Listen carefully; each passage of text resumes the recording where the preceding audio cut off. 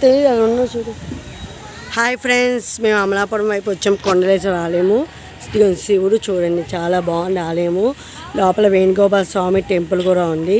అలాగే మీరు first 1 kilometre వైపు వెళ్తే నది వస్తుంది. నదిలో స్నానం చేసి చక్కగా మనం ఈ గుడికి వచ్చామంటే చక్కగా చాలా బాగుంటుంది.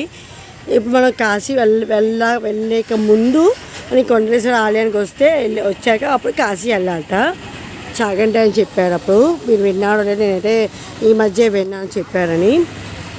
ఇది ఫస్ట్ పార్వతీ కొండలేశ్వర స్వామివారి దేవాలయము. ఫస్ట్ నదిలో స్నానం చేసి 1 కిలోమీటర్ అన్నమాట. నదికిను గురికి 1 కిలోమీటర్ తేడా.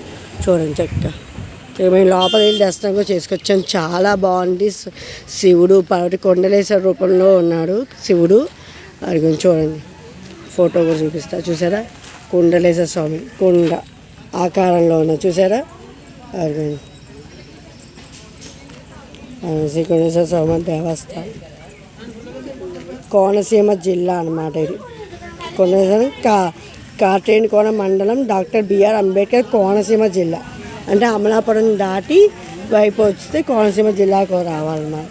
వస్తే చక్కగా ఇవన్నీ మీకు చక్కగా కనిపిస్తుంది. కొండలేశ్వర బాగా నీడ కూడా చాలా బాగుంది. మరి షాప్స్ కూడా ఉంటే చక్కగా డ్రింకులు కూడా తాగొచ్చు. బాగా చాలా అందంగా ఉంది. వ్యూ పాయింట్ కూడా, రెస్టారెంట్ కూడా చాలా బాగుంది. నది కూడా చాలా బాగుంది.